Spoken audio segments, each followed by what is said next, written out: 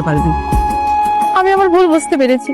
আমি আপনাকে কথা দিচ্ছি, আমি একজন ভালো মা হয়ে উঠবো। আজকে এই সোশ্যাল মিডিয়াতে আসক্ত হয়ে আমি আমার মেয়েটাকে হারাতে যাচ্ছিলাম। আমি আমার জীবনে সব সুখ হারিয়ে ফেলতে যাচ্ছিলাম। আমি আজকে বুঝতে পেরেছি রিয়েল লাইফ আর রিয়েল লাইফ এক নয়। ঠিক আছে, আমি তোর ভুলটা বুঝতে পেরেছি।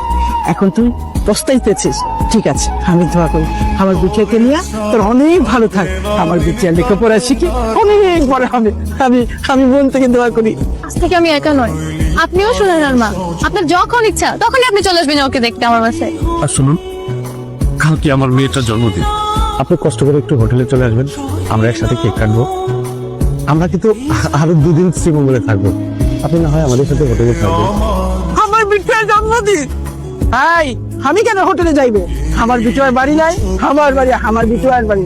আমার বিটিয়া আমাদের বাড়িতে আসবি, তোরা সবাই আসবি, আমরা সবাই মিলে মজা করবি।